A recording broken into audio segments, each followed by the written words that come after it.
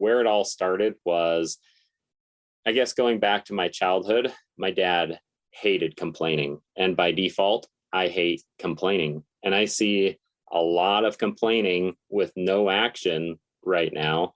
And, as you and I discussed the landowner private versus public issue there, I thought, well, it's time to take action. Enough bickering and moaning and complaining.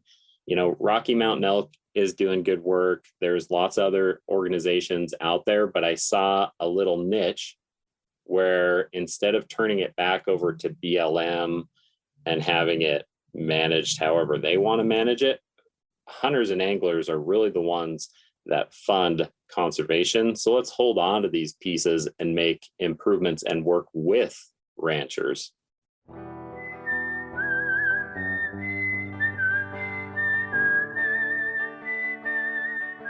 These are stories of outdoor adventure and expert advice from folks with calloused hands. I'm James Nash, and this is the Six Ranch Podcast.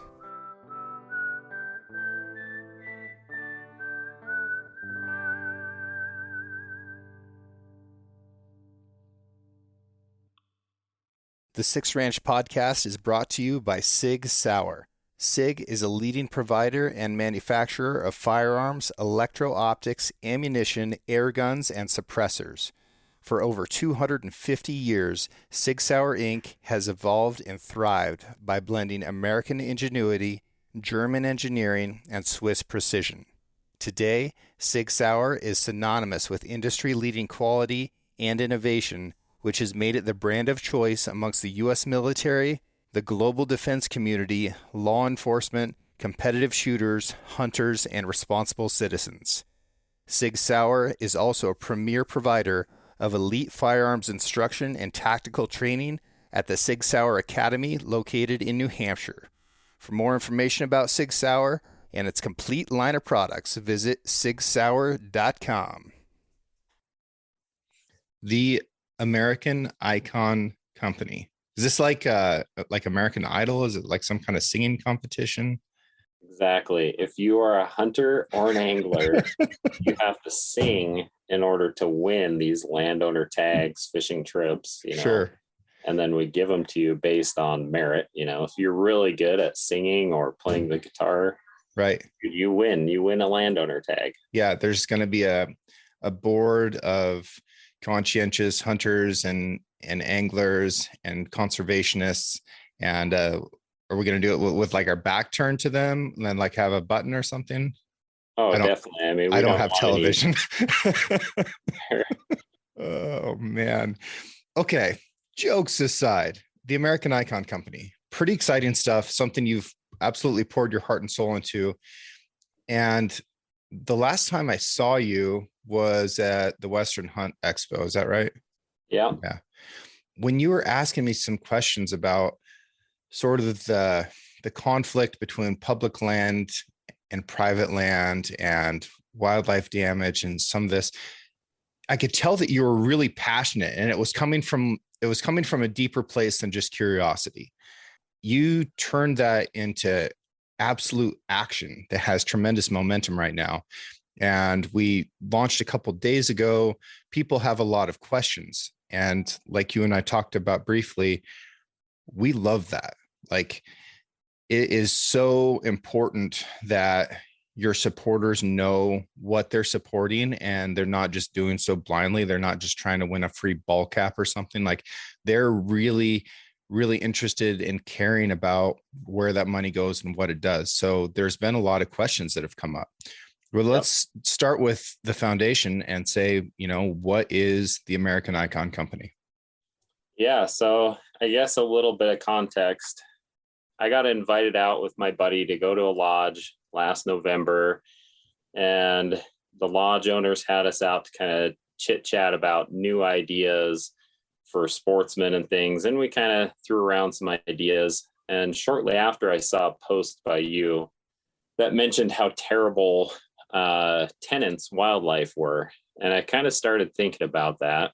And I had recently started hunting. I'm a longtime fisherman, pretty new hunter. And I thought, we hear so much moaning and complaining about private versus public. There's got to be some kind of a solution to that. So you and I kind of chit chatted a little bit, throughout some ideas. And I just thought, man, there needs to be action taken. So what I kind of thought up was, instead of bickering and fighting and pointing fingers, both sides have a valid point. The ranchers say, hey, these wildlife come on my property. They ruin my fences. They eat the food that I'm giving to my livestock. And it costs me a lot of money. And this is how I feed my family. And the hunters say, well, the North American model of conservation says that wildlife are a public resource and I should have access to that. And I just thought, let's find a balance where we can work with both sides. So what I came up with was working with ranchers to open up access on their property and purchasing properties to put in trust managed for public access and wildlife habitat. It's genius. When you were talking to me about taking this on, I couldn't see a solution. And it takes a lot of humility and creativity. What I've seen from you personally in your fly fishing is brands of creativity that I've never seen anybody else try before. You're very willing to think about every single aspect that you possibly could in aspects of fishing that people don't even consider. And that's like where you're fishing, how you're going to get there, how you're going to spend your time while you're there. And then once you're on the body of water, being incredibly creative about how to actually catch the fish. You're the most creative angler I've ever met in my life. And I think that there's something special about the way your mind works for solving problems that lends itself to taking on a problem as big as this. And this is a big one. So one of the things that often comes up with landowners who are experiencing damage from wildlife is the public will say, well, why don't you just let us come hunt them? And there's a thinking that if you've got 100 head of elk coming in and raiding a haystack or eating in an alfalfa field or something like that, as a hunter, I might think, well, if I come in and shoot one of those elk, then the rest of them will run off and, problem solved. Or if nothing else, then there's one less elk. If there's 100 head, and this is a common enough number, and you go in and you shoot one, you just reduced your damage by 1%, which is not necessarily meaningful to that producer. Okay. What does happen is when that herd of elk takes off, man, they take out fence like it is a swath of devastation for as far as they feel like going. Fence costs between $10,000 and $14,000 a mile, and it's really easy to lose a quarter mile all at once when a herd of elk takes off. So while that hunter might feel like, yeah, I helped, I did my part, I shot a cow elk. Like, yeah, you did, you tried, your heart was in the right place, but man, that just cost me like $14,000, and the elk are going to come back tomorrow, So it's just kind of complicated. It's super complicated, and people have a lot of feelings about this. Oh man, people are so emotional about it. And I think those emotions are only stoked right now because we're seeing, increased push by guys like Mike Lee here in Utah to sell off our public lands. And I think guys are starting to feel squeezed. And so they're getting real emotional, and point creep is something that I'm really just starting to understand. But, when it takes you 25 years to draw a covenanted tag, you feel like, hey, my opportunities are pretty limited, and it's real easy to fall into the trap of pointing the finger at the rancher or the landowner and say, well, you are diminishing my sporting opportunities here or my access. And, most ranchers really have nothing to do with that. They're just trying to get by, as way better than I know. Ranching is not an easy game. It's not something that has these huge profit margins where you're just crushing it out there.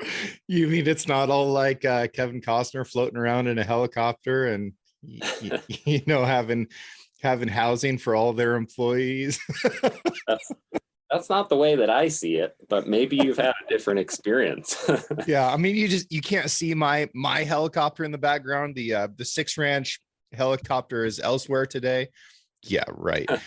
No, man, it's tough. It's tough. And 1.5% of the population in America is involved in agriculture. So 1.5% of the population is feeding the rest. And the average age of the farmer or rancher in America right now is 57 and a half years old. Really? Holy crap. So not only is it a massive responsibility, like no farmers and ranchers, no food. Pretty simple. That's pretty simple. Not only is that a huge responsibility and a gargantuan amount of work, but it's a huge amount of work and responsibility that's being placed on a geriatric population. And if you're 57 and a half years old and you're mad at me for saying geriatric, it's out of respect. It's out of respect because I know that you've worked at this your entire life. Your entire life you've worked on this. How this torch gets passed is also incredibly complicated. So finding ways to make ranchers and farmers more profitable and reduce their burden of wildlife, or at least make them more efficient throughout this, that just makes everybody happy. It's a good thing, something that we should all be striving to do. In Oregon, and this is a statistic pulled from the Oregon Department of Fish and Wildlife, even though I question it because it's kind of round numbers, and I always question round numbers whenever they come up in science. But Oregon Department of Fish and Wildlife said that 70% of all wildlife in Oregon spends 90% of its time on private land. That actually would make sense to me. What's interesting, in addition to that, is around 60% of Oregon is public land. So what's the real difference? And there's a few things that go into this, a few considerations with the private public land thing. Montana is a wonderful example of it.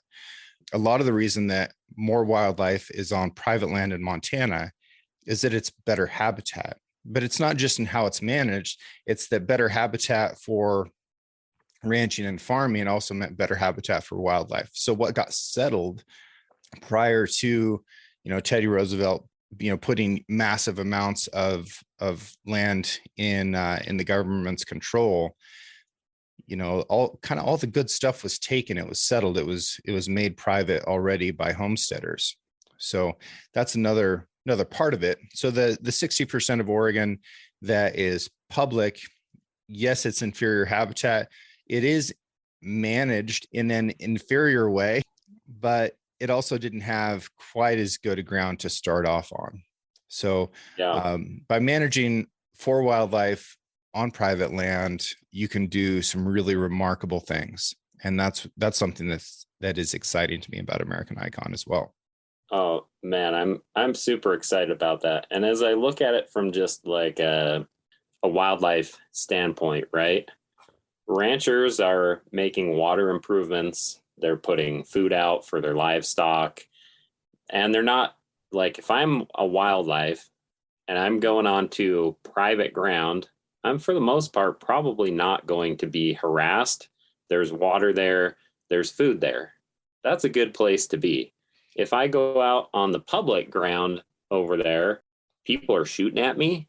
There's four-wheelers buzzing around. I might get hit by a freaking semi-truck going down the highway. I mean, it seems pretty logical when you look at it why wildlife would want to be on private ground.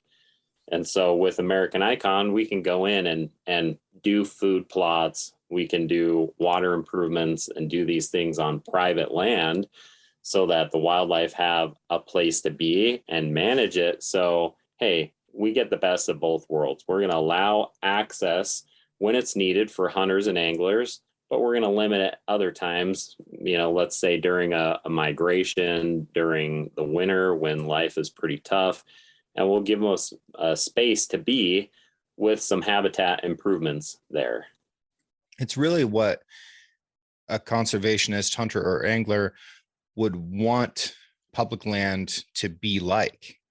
And a lot of people tend to come into it with a really selfish look, and they're self-interested in like what they can take. But most people are not like that. So while some people say I should be able to go out there whenever I want, yes and no. Like, yeah, you should be able to, but you should also have the discretion to know now is not the time.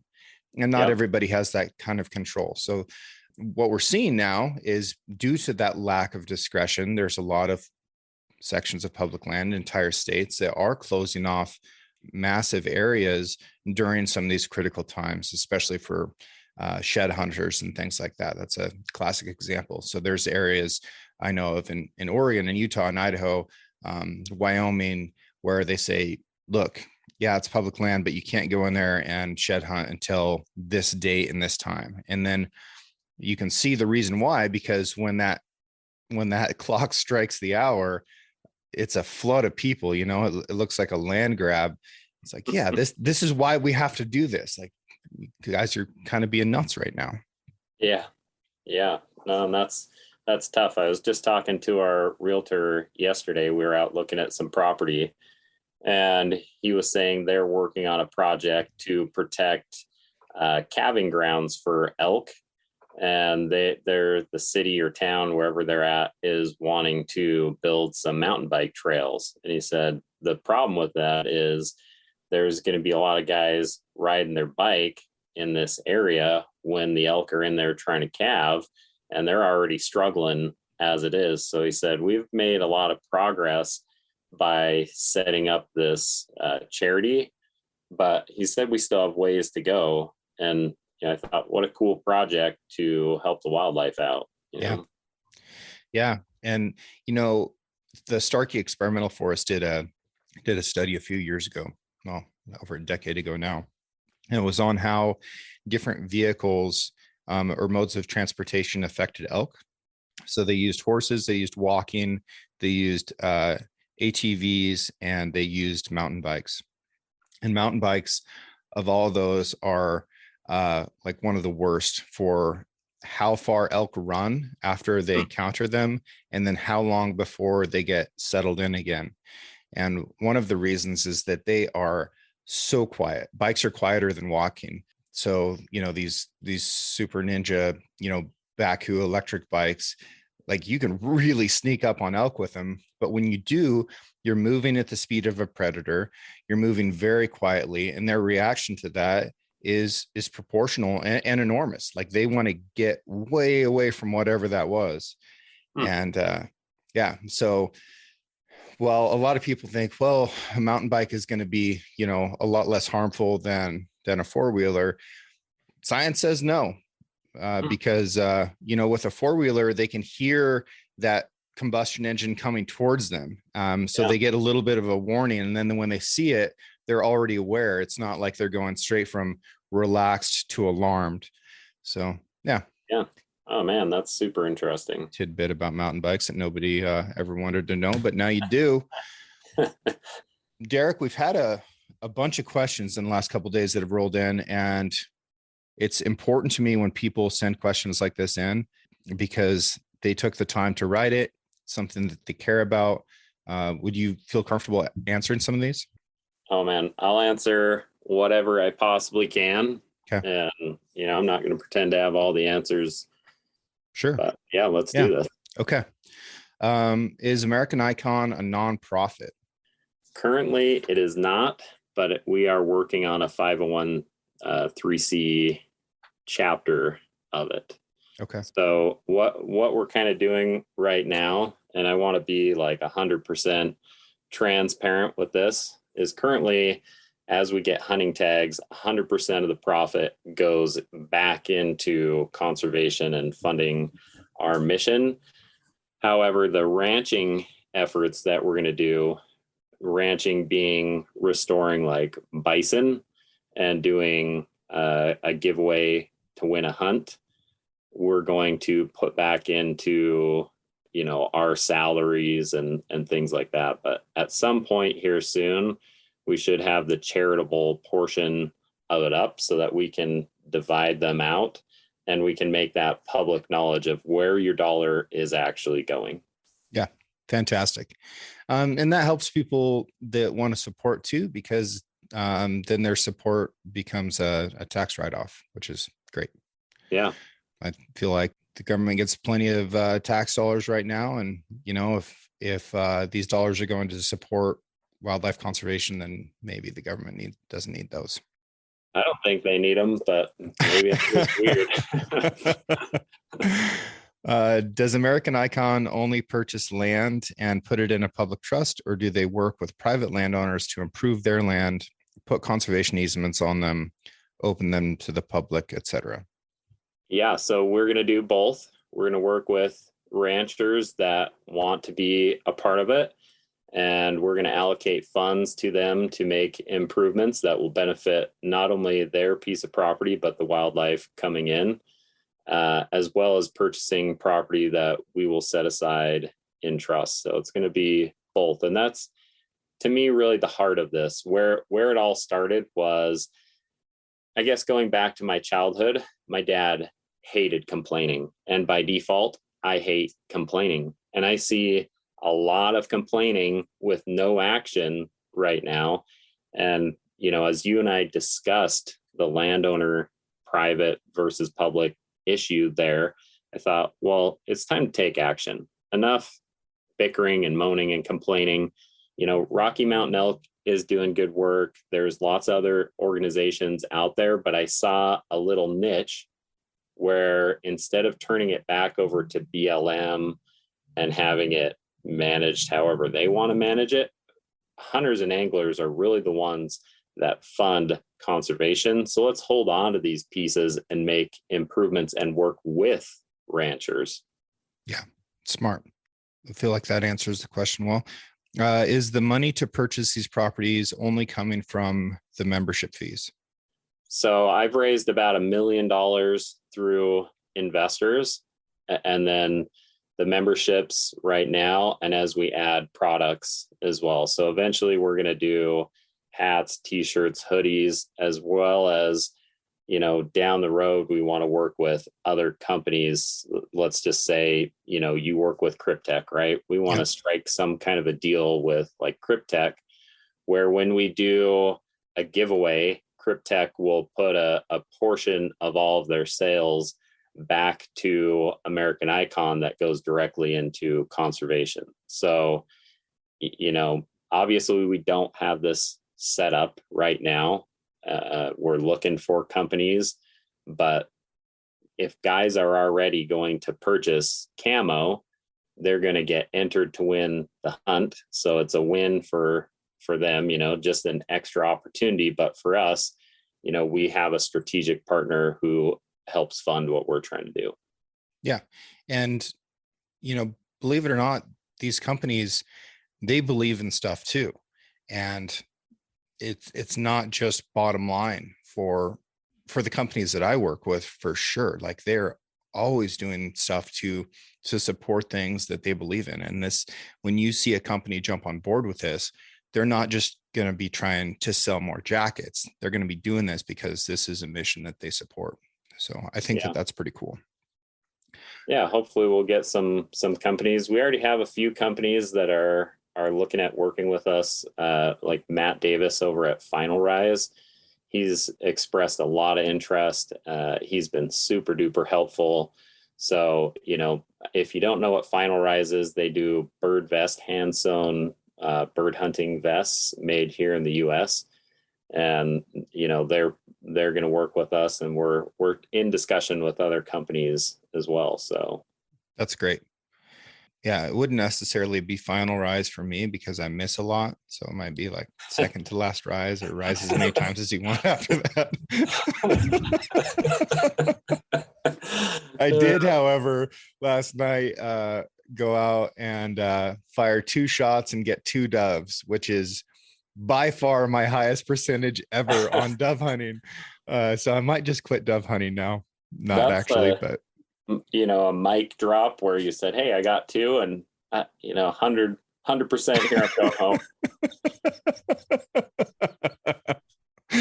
Oh, okay. Moving on. How will access to the properties be managed? A free for all or some sort of lottery? So what we're thinking right now is every property is going to be evaluated, and we'll come up with some kind of a system for each property. So for example, let's say we buy our first, 600-acre parcel. A free for all doesn't really make sense for me, at least in my mind. And this is why we also will have a board, so that it's not just me calling shots, because I don't want that responsibility and I don't have enough knowledge, where a board can really provide some insight. But, going back to the, let's say 600 acres, right? Maybe we'll do something where the board decides it would be feasible to have one hunter on here a day. So any public hunter with a license and tag signs a waiver, first come, first serve, they get a jump on to the property. And, they don't have to be a member. This should be something that benefits anyone that's a public land hunter. And, let's say down the road we have 5,000 acres. Well, obviously that 5,000 acres is going to be able to support a lot more hunters than the 600 acres. And so we could say, okay, we can let 10 guys on to this, and it can support 10 guys, and maybe we'll have 10 different access points and whatever. I don't know exactly, but just kind of what we're thinking at this moment. That's a really fair answer. And it's something that's special about this model as compared to like managing, 300 million acres of US Forest Service or something like that. Like if you have most of the country or, this giant swath of land, you have to make policies. It's like, okay, this is what we do over all of it. When you're dealing with something like this within the private sector, even though this is kind of a public private hybrid, you can be prescriptive about every single piece of land. And since you have knowledgeable people on your board as a steering committee, you can make really smart decisions that maximize the benefit to the land, to the wildlife, and to the consumptive users of that. Yeah. Okay. So I think you already answered this, but I want to make this one clear. Do you have to be a member to access the lands? Nope, absolutely not. And the way we're going to open up memberships or access is through a few different venues. One, like we just discussed, where anyone with a valid license tag can come onto the property in a managed way. The other one is going to be by opening up events to the public. So really a big push for this is to leverage these properties to get new hunters and anglers involved in the sport. And what we want to do is host events with guys like yourself. We're in discussion with guys like Ryan Lampers, and we want to host educational events that anyone can come to. And obviously we'll have a cap on it. It's not going to be 10,000 people on the property, but we'll open up these public events where guys can learn how to shoot a gun, or just see what we're doing, or participate in building a drinker, or whatever it is. But we want access to be available to anyone. You were talking about putting on a clinic for shadow casting, right? Oh, totally. Yeah. I'm really good at I've watched a river runs through it at least 100 times, just that section, to really learn how to shadow cast. So if guys are interested, I'm probably your man. Yeah. I shadow cast with bobbers, which has a different I don't know, effect. It sounds kind of dangerous, to be honest. I recently saw a video on Fly Lords where a guy was casting, and he makes what looks like a really good cast, and then the fly whips around and sticks him in the cheek. Yeah. It kind of sounds like that to me. The cheek is a hot spot for flies to get stuck in people. I'm surprised the ears doesn't happen more often, but I've been hooked more times than most through guiding, especially. I've been hooked a lot while guiding. Usually it's neck or cheek, but yeah, I I don't think I've ever been hooked in the ear. I don't think I have. Court hooked himself in the ear when we were in Alaska. He was spay casting. That was pretty good. When I was guiding, I think I got hooked a lot, like neck and shoulder. Yeah. And those Yeah. were my hot spot areas. Yeah. Yeah. A guide's ability to like know when a cast is going wrong and absolutely hit the deck to get out of the way is pretty amazing. It's like mom sense or something. It's like, ooh, that one's not gonna be right. You're getting down to the bottom of the boat. It's kind of, the Matrix movement where you do some pretty crazy stuff to get out of the way. Yeah. Okay. Enough of that. I got to get back on track here. What type of habitat improvements will be prioritized? I know it probably depends, but in general, do you see a certain improvement or improvements that are the best bang for your buck? Man, the biggest one that I see that seems universal is water. Yeah. And that's definitely going to be a big push for us. I mean, you know it better than anyone, being a rancher in the West. We're experiencing a lot of droughts, and that water is, absolutely crucial. And so I think pretty much in all the states that we're looking at, water will be first and foremost. And after that, we'll maybe look at some other things. For instance, the property that we're currently looking at right now has had the majority of the sagebrush removed off of it, but it's in a critical area for sage grouse. And so we're looking at maybe doing some restoration work there for the sage grouse, which in turn would benefit the mule deer in the area, just for some habitat where they can hide in and, get a little cover. Yeah, that's fantastic. And it is going to vary from place to place, but besides air, water is the thing that we all need the most, the quickest, right? So we got to be able to breathe, then we got to be able to drink, and then we need food. And, beyond that, it's like places to rest and procreate. And that's kind of the whole picture. So you can really get into the weeds with wildlife biology, and there's a term called the Umwelt, which is like the entire spiderweb network of things that can impact, a species. But generally speaking, I fully agree. Water is absolutely critical. If you're in an arid area, watering holes are the most dangerous place that a prey species ever goes, because they have to go there. So their presence there is predictable, and predators know that. So that's why they're so on edge when they come to water. If you can increase the number of sites that animals can water at, and then make sure that they have good water at those sites, that it's clean and healthy and it's not full of parasites that, bog them down, then those predators get spread out, as well as the prey animals, and it's just better for everything. So yeah, water, while it's not always easy, is incredibly important. And there are some easy ways to do it. Like you can install guzzler systems for a really minimal amount of money that are self-sustaining and work for a long time and benefit all kinds of wildlife. Yeah.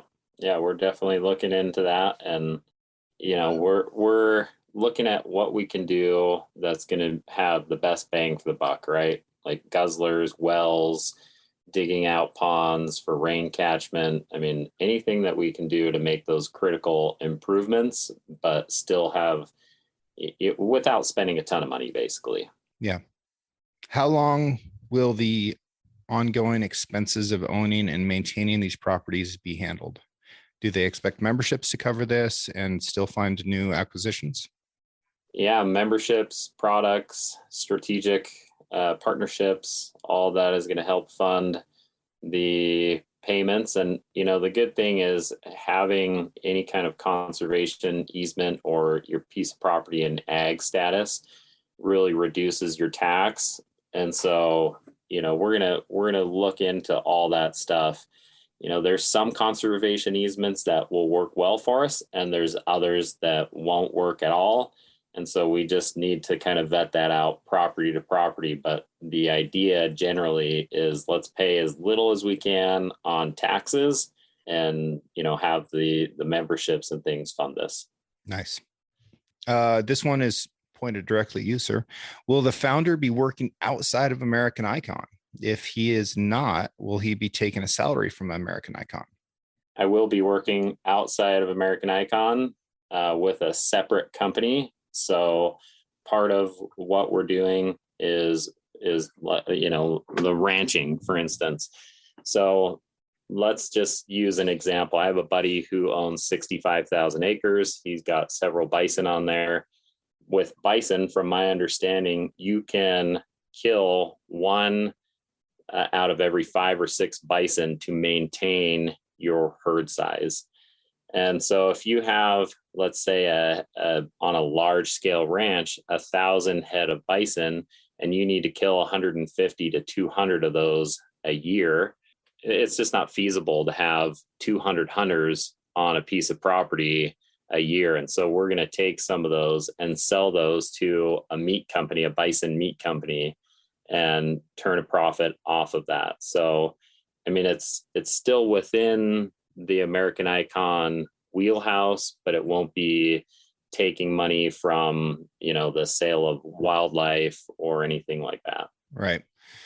So I think that the thrust of this question is that this is what you're working on. Like you're committed to this. It's not a side hustle. Like you pushed all your chips forward on this one.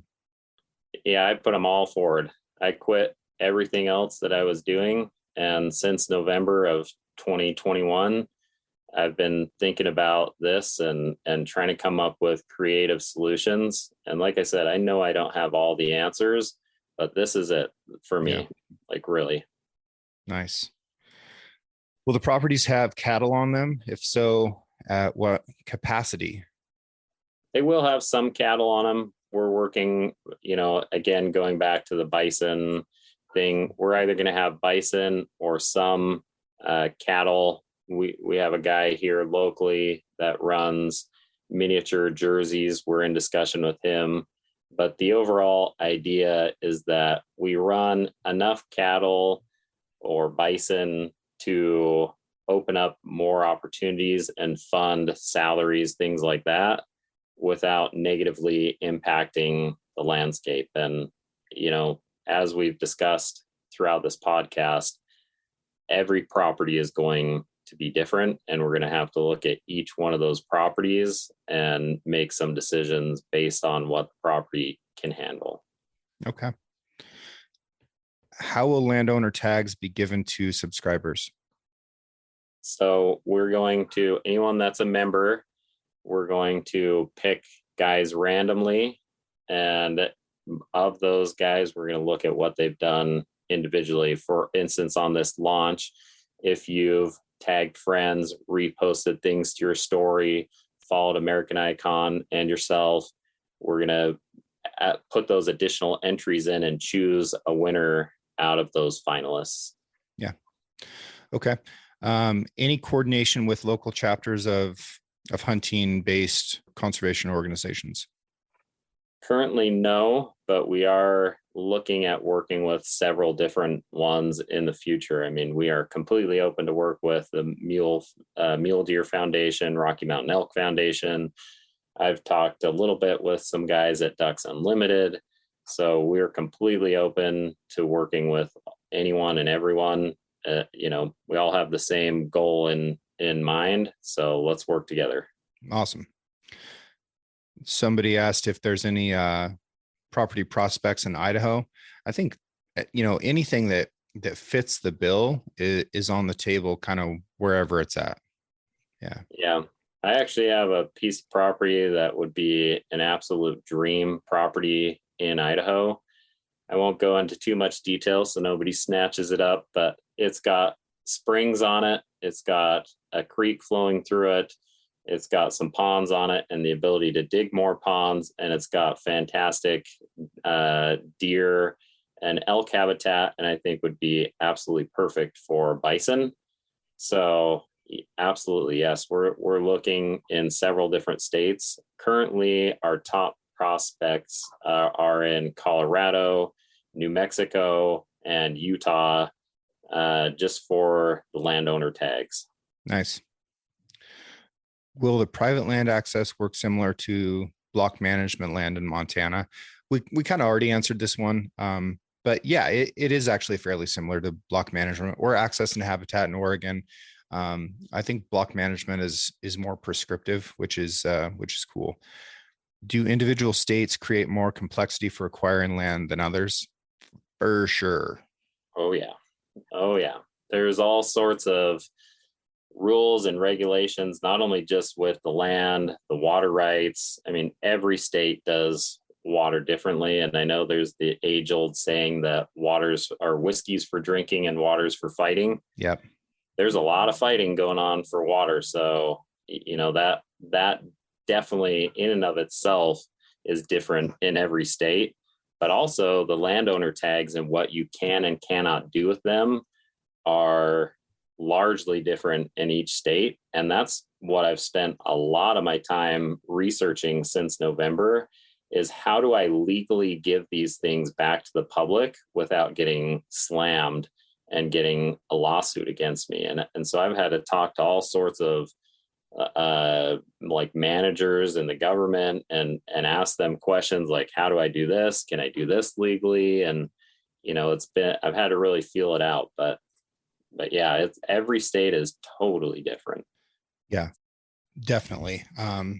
Which is great. That's how the United States is supposed to work. States are supposed to be different. Yep. Well, and if guys want to reach out to me, they can ask me whatever they want. Like, hit me up on Instagram or whatever. I'm really trying my best to be transparent here so guys can see what we're trying to do and feel comfortable with it. So ask away. There's really no questions that I'm gonna shy around. So yeah, well, it's obvious, man. It's obvious that you're trying to answer these questions honestly and earnestly and taking them to heart. I think it's so cool that people care. I'll spend $6 on something completely meaningless, and never think twice about it. That is a fancy cup of coffee. Yeah. But when it comes to wildlife, what we care the most about, it's not about the $6 for these folks that sent in questions. I'm sure of that, but they want to make sure that they're supporting something that is consistent with their beliefs. And I think that's wonderful. And if it's not consistent with your beliefs, that's perfectly okay. We just want you to have the information to make sure that, you know exactly where your $5.99 is going to go. Yeah, no, 100%. And I want guys to understand that, because like you said, hey, if some guy says this is stupid, I don't know what in the world you guys think you're going to accomplish with this. By all means, do not become a member, and like you said, we put a lot of money into stuff that we just don't really need or care about at the end of the day. And I think you're spot on, where guys just want to know where their money is going because they have a lifelong passion for this stuff. Yeah. Okay. So people have more questions. How do they get a hold of you? They can, probably the best way is sending me a message on Instagram at Derek Olthuis. They can send me an email. I'll gladly give out my email address. It's derek@americaniconco.com. And they can ask me questions there, and I will do my best to get back to anyone and everyone that I can. I consistently spell your last name wrong. So can you hammer that one out? Yeah, it's Olthuis. Yeah, it's the UI that curveballs me. Yeah. Where's that come from? So it comes from Holland. And, when my ancestors came over to the States and Canada, they didn't want to pronounce it the way that had always been pronounced, which is Olthuis. And so they changed it to a more, I guess, US or Canadian sounding Olthuis. Yeah, it's a cool name. Yeah, it's interesting. It actually means old house. Yeah, sounds like old house. Yeah, Yeah. which is fitting because my wife and I just bought a house from 1865, a pioneer home, and Wow. we're restoring it. So I'm actually sitting in the basement here. You can see our mess down here as we go and work on one room. We pull everything down, stick it down here in the basement where my office is. And so I have a little maze of stuff to get to my office. And then, when we're done that room, we move stuff back in there. I bet you're going to find some treasures. Oh man, I found such a cool treasure the other day. I was sanding the mantle and the mantle literally fell into my lap. And behind the mantle, a letter from 1877 had slipped in between the wall and the mantle. Yeah. And the owner of the house was Frederick Walter Cox and his wife or daughter. I can't remember which one this was, but Louisa Cox. And the letter was for Louisa Cox to come and pick up a parcel from the postmaster. I thought, this thing has been sitting here for 100 and what's that, like 30 something years. Like how wild is that? It's amazing. I wonder if the post office still has that parcel for her. Yeah, I should go check. Hey, I'm here to pick up my parcel. They said bring 50 cents to receive it. So 1865, that would have been before the Union Pacific Railroad made it out there. Yeah. Incredible what those people had to go through.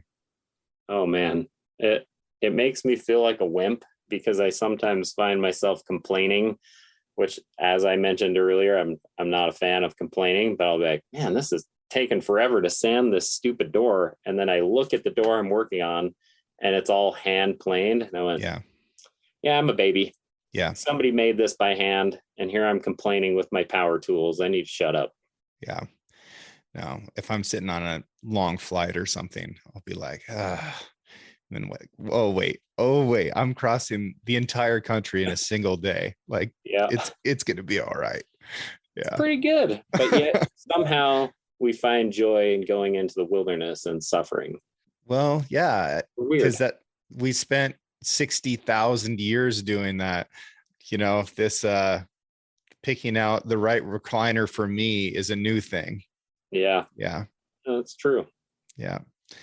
Okay, buddy. Well, I appreciate very much just the candid answers that you gave. Like that's a rare thing. It's a rare thing in business for people to be like, hey, here's the cards that I'm holding on to, and here is how your interaction with this is going to work. I think that you should be commended for understanding that no one else is going to do it. You have to do it on your own, but not just on your own, because there is a community forming up around this idea, and it's going to work. It's a good idea. And with the right amount of effort, a good idea can become something tremendous. And I think this is the beginning of that. Oh man, I sure hope so. We've talked about this, but my ultimate goal is to have hundreds of thousands of acres of land in trust so that we can really do something impactful. Giving away 5 landowner tags is impactful to the people that get them, but it's not impactful enough to make a long-lasting change. And for me, that's what this is really all about. And that's why guys like yourself are so valuable to what we're doing. I'm not a rancher. I don't have that experience, but you've already provided me with a lot of insight that said, hey, you could make an improvement here. And I go, oh, that's awesome, because I didn't look at it from that perspective. Yeah, I'm really excited to have guys like yourself and other people that we're in discussion with jumping into this and supporting it, because the more people we have, the better it becomes, and the more likely we can take it to that hundreds of thousands of acres put in trust. Yep. Sounds good, man. Well, thank you for your time. Yeah. And folks, if you have more questions, please do reach out to Derek or myself. I don't necessarily have the questions, but I can get them for you. Okay. Hope you have a great day, man. It's great talking to you. Yeah, as always. And let's hit the woods one of these days. Yeah, it's that time. Yes, it is. All right. Catch you later. Hey, bye. I'm working on building a house this year, which is something that I know nothing about. And I love that. It's exciting. Everything is a new challenge, and there's lots of challenges that pop up. The other day, we were laying out rebar and getting ready to pour concrete for the foundation of the shop that's going to be next to the house. And one of the guys that was there that was helping, one of the construction crewmen, I looked over and he had a Stanley thermos sitting on the end of the trailer. I said, "How do you like that thing?" And he goes, "Oh, I love it. I've had it for a decade." It's like, if you find any environment where people are out there working hard with their hands outside, no matter the conditions, you're probably going to see a Stanley product there. It's something that just goes with that blue collar labor, because that's what this product is doing. It is out there working just as hard as you are. It's going to be there as long as you are. It's going to be there after you're done. It's something that I feel passionate about with every piece of gear that I take either into the woods or into the workplace. Like, it's got to be able to outwork me, and I work really hard myself. If you are also a hard worker, and I'm sure that you are, then you could probably appreciate the same type of gear. If you go to stanley1913.com and you use the discount code 6RANCH, that's the number 6 and the word ranch, you can get 25% off just about any of their products. And I encourage you to do that. They're a great supporter of this show and great supporter of this audience. Again, I love you guys, and I just want to pass this discount and the savings on to you. If you want something from Stanley, I encourage you to get it.